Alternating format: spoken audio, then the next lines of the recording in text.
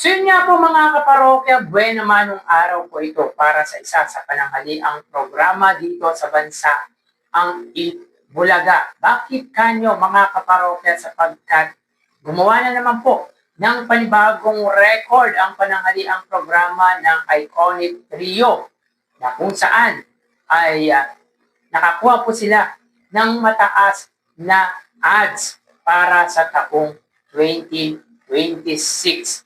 So sa taong 2026 lamang to mga kaparokya, iba na po ang usapin noong nakalipas na taon.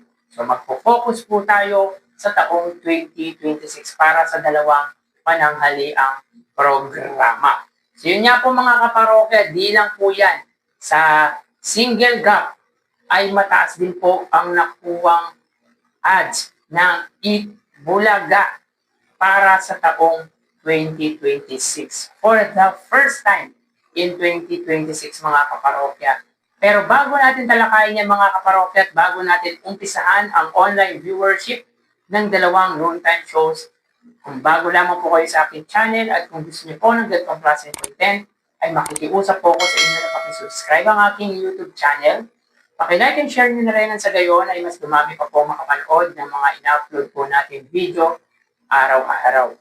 Maraming salamat at sobrang na-appreciate ko po kayo, mga kaparokya. So by the way, ako nga po pala si Mervy, the man behind Kaparokya TV. So kamusta kayo mga kaparokya? Naway nasa mabuting kalagayan kayo habang pinapanood niyo po ang video ko na ito. So umpisahan natin sa opening performer ng It's Showtime. So yun nga po mga kaparokya, after na magwagi nga po ang nanalo sa tawag ng tanghalan duet category, kanina nga po ay nag-perform sila sa opening number ng It's Showtime. So yun nga po, for the first time after ng magwagi nga po ito, yung tambalang OST Dreamer, kanina nga po ay sila ang nag-perform or nag-opening sa It's Showtime. At ang kinanta nga po nila mga kaparokya ay yung kanta ni Julina Magdangal na Kapag Ako Ay Nagmahal. So yun nga po mga kaparokya, pinarinig po nila ang kanilang sariling rendition ng kanta ni Julina Magdangal na Kapag Ako Ay Nagmahal. So by the way, congratulations nga po ulit sa OST Dreamer na nagwagi nga po sa Season 2 ng Tawag ng Tanghalan Duet Category. Samantala, mapunta tayo sa highest viewership ng dalawang pananghaliang programa. So ang It's Showtime mga kaparokya, sila po ay may 102,000 viewers at ang Eat Bulaga ay 120,000 viewers. So dito mga kaparokya, naabot naman po ng dalawang noontime shows ang kanilang average views na kung saan ang Showtime ay may 100,000 at 110,000 average views naman po sa Eat Bulaga. So dito ang pagitan po nila ay 18,000 views pabor sa pananghaliang programa ng Tito Vic and Joey. So magawi tayo mga kaparokya sa papremyong ibinahagi ng dalawang noontime shows. So ang It's Showtime mga kaparokya ay nakapamahagi ng 72,000 pesos. Sa 72,000 pesos ng It's Showtime, 57,000 dito ay sa Laro-Laro Pick. So of course, sa elimination round ay nakapamahagi sila ng 22,000 at sa jackpot round ay 25 or 35,000 pesos na kung saan ay mas pinili po ng contestant ang lipat kesa sa pot money na 250,000 pesos, which is para sa akin ay good choice ang lipat sapagkat hindi po nito alam o hindi po nito nasagot ang tanong na saang lungsod ang nasunog na DPWH, which is ang kasagutan ay sa Baguio City. So, itong mga nagdaang linggo ay susunog na nga po or nasusunog ang DPWH na alam naman po natin na very controversial department sa gobyerno. Dahil nga po sa maanumalyang flood control na pinasasangkutan ng mga DPWH officials, ng mga engineers, ng mga contractors tulad nga po ng mga Diskaya, and of course yung mga ilang politiko, mga congressman at mga senador. May ilan pa nga po dyan ay yung mga cabinet member or secretary na na-involve sa mga anomalyang flood control. So talagang dinidikit mga kaparokya ng It's Showtime ni Vice Ganda ang It's Showtime sa mga nangyayari dito sa ating bansa. So move on mga kaparokya, sa tawag ng tangalan, 15,000 pesos. 10,000 para sa winner, 5,000 naman po sa non-winner. Samantala sa Itbulaga mga kaparokya, sila po ay nakapamagi ng total of 170,000 pesos. So, naman ang pera fee mga kaparokya sapagkat 40,000 ang naipamahagi sa naglarong contestant. Sa sugod bahay, 60,000. Kasi ang pag-uwi, ang winner ng 40,000 at 20,000 para sa mga nakapila. Sa Gimme 5 mga kaparokya, ang ganda ng Buena Malo. Yung tatlong studio audience ay nasagot po ang tanong. Samantala pagdating sa jackpot round ay bokya.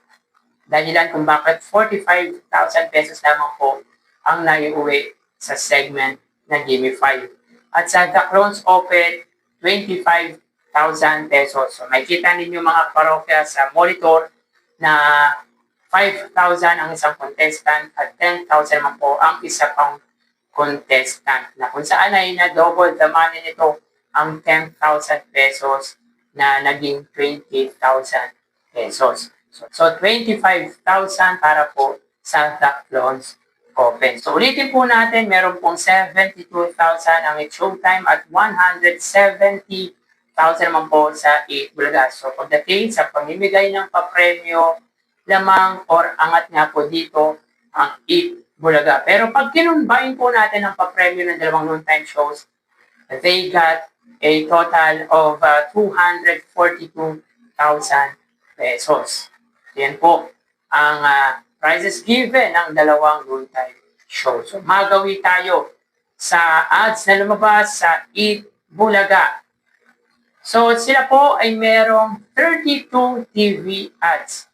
So ito po ang pinakamataas na ads na kinundak po natin ngayong taong 2026. Sa GAP 1, meron po silang 10 TV ads.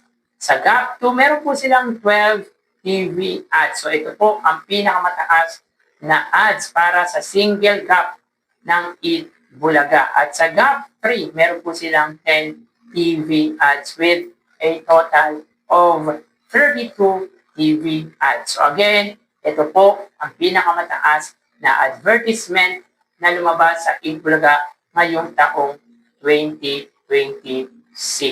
So ito po yung kinundak po lamang natin. So another record for this year ang Itbulaga pag sa usaping advertisement or sa commercials.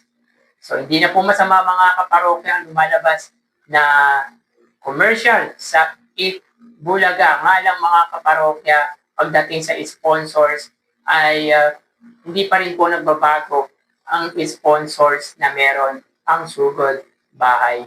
Na kalaunan mga kaparokya, kapag nag-load na nga po ang mga ibang kumpanya o mga kumpanya ay madaragdagan at madaragdagan po ang sponsors ng pananghaliang programa ng Tito Vic and Joey. So tara ating alamin ang online viewership ng dalawang bigating noontime shows. Para sa Itbulaga, under TVJ Facebook page na may 3.8 million followers at sa It's Showtime na may 19 million followers. So sa oras na 1:25 PM, ang It's Showtime po ay may kasalukuyang segment na Laro-Laro Pick. Ito po ay yung jackpot round ng Laro-Laro Pick na may pot money na 250,000 pesos. Samantalang ang Eat Bulaga ay may segment na Gimme 5. So dito may kita po natin na ang Showtime po ay may 3,000 viewers, samantalang ang Eat Bulaga ay may 3,000 viewers. So again, sa oras na 1:26 PM ang It's Showtime po ay may 3,000 viewers at ang Eat Bulaga ay may 3,000 viewers. So both noontime show got 3,000 viewers para po sa kanilang live Facebook. So dito ay tie ang dalawang pananghaliang programa. So magawi tayo sa TV Network YouTube channel ng dalawang noontime shows. So unahin natin ang It's Showtime under GMA Network YouTube channel na may 40.8 million subscribers at sa Eat Bulaga naman po under TV5 YouTube channel na may 2.7 million subscribers. So sa oras na 1:27 PM ang It's Showtime under GMA Network, sila po ay may 29,000 viewers. Ang Eat Bulaga naman po under TV5 YouTube channel, sila po ay may 24,000 live viewers. So again, sa oras na 1:27 PM ang It's Showtime po under GMA Network, sila po ay may 29,000 live viewers at ang Eat Bulaga under TV5 ay may 24,000 viewers. So dito makita po natin na ang dalawang TV Network YouTube channel ay lamang ang GMA Network. So magawi tayo sa main YouTube channel ng dalawang noontime shows para po sa It's Showtime under ABS-CBN It's Showtime na may 2.75 million subscribers at sa Eat Bulaga under Eat Bulaga TVJ YouTube channel na may 1.75 million subscribers. So sa oras na 1:28 PM ang It's Showtime po, sila ay may 97,000 viewers.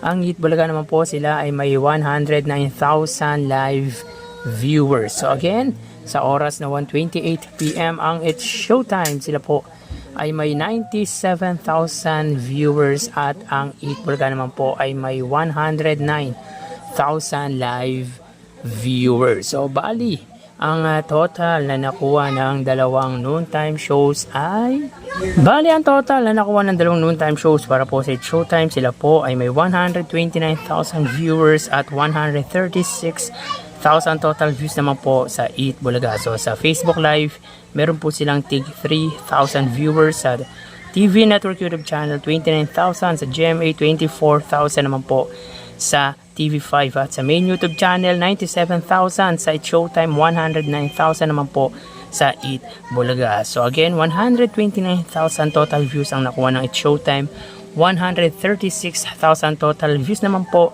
sa Eat Bulaga. So dito ay lamang ng 7,000 viewers ang Eat Bulaga against sa It's Showtime. Meaning wagi pagdating sa online viewership ang Eat Bulaga laban sa It's Showtime. Pero dikdikan po or dikit po ang kanilang viewership pagdating sa araw po ng Lunes, unang araw ng linggo, mga kaparokya. So yan po lumalabas sa kanilang online viewership as of 1:30 PM. So magpapaalam na po ako sa inyo. Mag-iingat po tayo. Thank you and God bless.